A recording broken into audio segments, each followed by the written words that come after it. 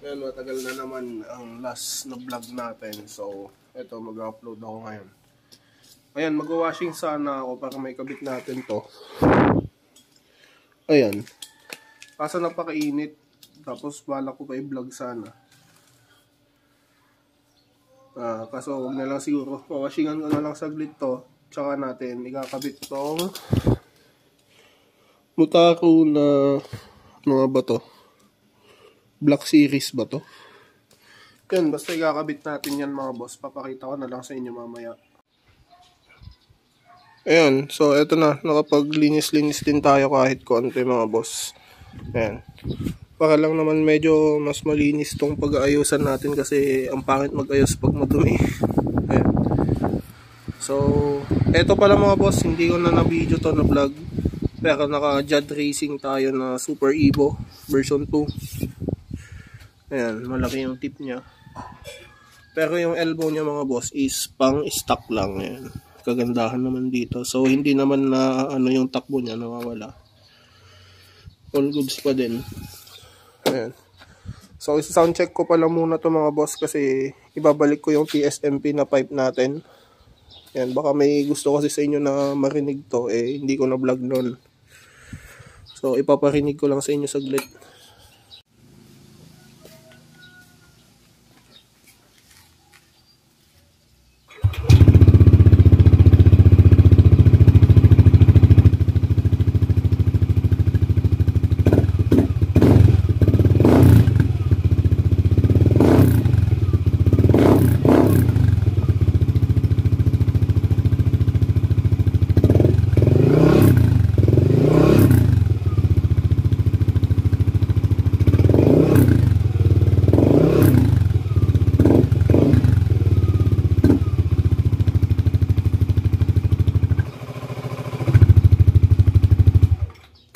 So, yun yung tunog ng Evo version 2. Super Evo ng Jad Racing. Ayan. At ito pala, nabago ko na din. Nakapagpalit na tayo ng radiator cover. Yung mga ano lang to, yung DS4. Kaso inalis ko yung nandito kasi hindi ko trip yung daing. Wala naman kasi akong daing dito. So, ang main reason mga boss kung ba't magpapalit tayo nitong rear shock natin is alam naman siguro ng mga karamihan ng naka-Aerox dyan mga boss na napakatagtag talaga na itong stock natin. Yan, kahit may angkas ka.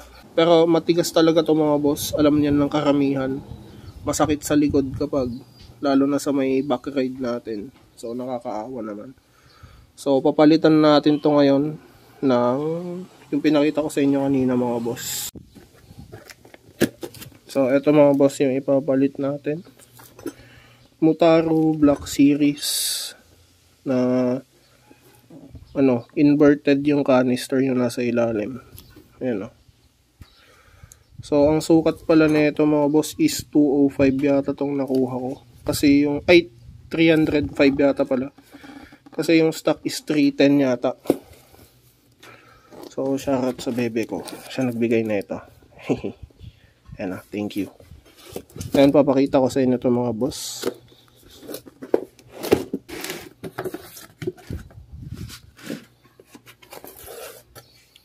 Ayan. So, pagbukas, laman ng box is syempre may kasama na siyang tools pang-adjust ng yung spring niya mga boss. Tsaka mga bushing. Tsaka may ano din. Dalawang sticker na sira. Ayan. Then, yung mismong suspension. Ayan siya. So, balak ko na lang siguro dito mga boss kapag palitan natin to ng all-ins para ano, all-ins Tagalog siya. Ayan. So, ito yung adjustable na version mga boss, version 2. Ayan, i-explain ko na lang siguro mamaya kung paano ito. Kasi yung version 1 wala siyang adjuster eh. Design lang yun.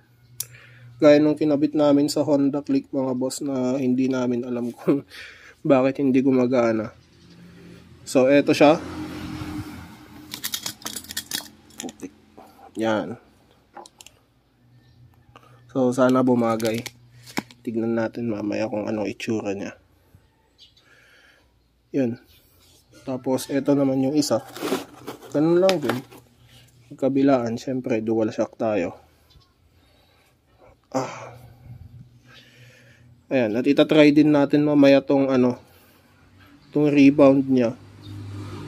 Rebound ba to yung tawag dito? So etong spring pala mga boss, ang adjacent nito is ito, which is ito yung preload niya. Ayan. At ito naman is yung compression or rebound. Di ko alam kasi kung magkaiba yung dalawang yun eh. Sa iba kasi tatlo yung adjustments niya. Which is dito sa Motaro, dalawa lang. Etong preload tsaka eto. So eto yung ina-adjust nito is yung kung gaano kabilis yung pagbalik ng spring natin mga boss. So mache-check naman natin to mamaya pag kinabit na natin. So yun, magbabaklas na tayo mga boss at i-review na lang natin ng mas maayos maya-maya. Ito pala sa Aerox mga boss, ang kailangan nating baklasin syempre is itong airbox natin. Madali lang naman yan, dalawang 10mm lang na socket or dito sa ilalim. Tapos yung pipe natin, yan. So babaklasin ko din naman talaga yung pipe natin kasi magpapalit na ako mga boss. Babalik ko yung TSMP natin. Ayan. So dito naman mga boss pala. Ayan, size 12 dito. Alisin din natin dito mga boss. Ayan. Ayan o. So yun, simulan ko na magbaklas mga bossing. Ito pala mga boss, hindi pala natin kailangan magbaklas ng airbox natin kasi maluwang naman dito. Ayan o, nadudukot siya. Ayan, ginamitan ko na ng T-wrench. Papakatagal pa tayo eh. Yun. So yan lang naman yung bolt niya mga boss. So next naman natin yung nasa ibabaw. Ayan o. So ang gagawin din natin mamaya dito mga boss is babaliktarin na natin to, yung mga tornilyo niya. Kasi etong nut na to mga boss, nasa likod siya, ipupunta na natin siya dito. Kasi medyo mahirap alisin tong bolt dito kasi tumatama dito, may cover kasi to. Ayan o, tumatama siya. So para hindi to napipersa lagi, pag nagbabaklas, lalagyan na lang natin dun. Pabaliktarin natin. Yan, nalis ko na to.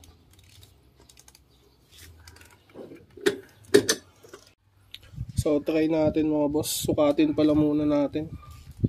Magkahaba lang pala sila. Akala ko ayan o. Akala ko mas mahaba tong stock. 305 din pala. So same lang sila. So may kakabit na din natin agad to. So, lagay na natin to mga boss. Tsaka na tayo mag-a-adjust mamaya. Itotono natin sa sa gusto natin. Ayan, ganyan siya. Yung pogi set. Ayan, lalagay lang natin yung nut sa likod. Which is, hindi ko makita kung sakto ba yung butas.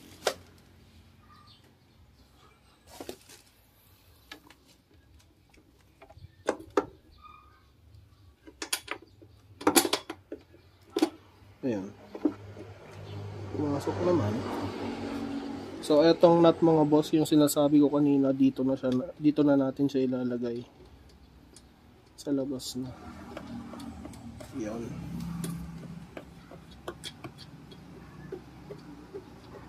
So basic installation lang naman ito mga boss. Hindi kailangan ng sobrang daming experience ba.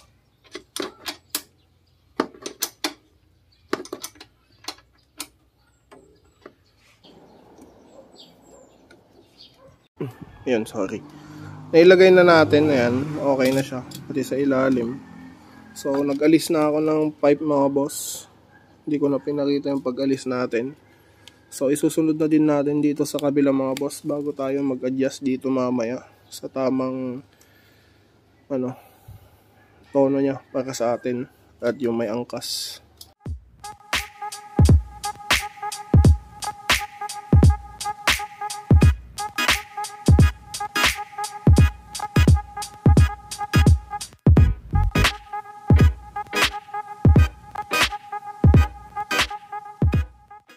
So, eto na. Naikabit na natin mga boss, magkabilaan. So, okay na. Pero hindi ko pa natin-testing. Itatry natin mamaya mga boss. Saka hindi ko pa nagalaw to mga bossing. Nasa pinaka... Hindi ko pa alam kung paano basahin to eh. Pero nakapaganon siya. So, tingnan natin mamaya yung play niya mga boss. So, eto na. Naikabit na natin yung Motaro version 2 na suspension or shocks natin. Ayan. So, nabili ko nga pala to mga boss. I mean, hindi naman kasi ako yung bumili. So, basta ang presyo na ito mga boss nasa 3.8 ganon. Yun. So, yung black sanang kukunin ko. Kaso, balak ko din magpalit ng mga kulay ng ano na ito soon. Yung mugs. Yan. Tsaka yung decals. Balak ko ibahin kasi yan, gusto kong maiba lang. Pero yung kaha ganyan pa din kasi nagustuhan ko talaga yung kulay ng kaha na ito. But anyway, eto mga boss. So hindi ko pala natono to kasi wala naman yung back ride ko. So hindi ko pa na maayos yung tono niya. So i-adjust pa siguro natin to yung preload niya mga boss kasi medyo parang malambot. Ayun. So papatigasin lang natin to konti tsaka babaguhin natin yung compression or rebound niya. Yung balik na yung bilis ng pagbalik ng shock natin. So makikita yun pag natono ko na ng maayos. Pero hindi ko na ipapakita sa video na to mga boss kasi for sure magkakaiba naman tayo kung sakali. Ayan siya. Pero napakaganda niya mga boss. Soon papalitan ko na lang to ng Öhlins. Yan. Ayan. Naghahanap din kasi ako ng mga reviews nito sa YouTube kaso halos wala din ako mahanap na maayos. Well, nagbo-vlog ako, hindi din maayos yung vlog ko. So, pagpasensya nyo na. At least na video ko lang yung gusto kong ikabit dito sa motor ko. Ayan. All goods. At eto, nakapagpalit na din ako ng pipe natin, yung TSMP ko na Silent Killer. So yan ang itsura niya ngayon mga boss. Yan, pogi naman. So try ko na lang din ipakita sa inyo yung play na itong shock natin mga boss para magka-idea kayo.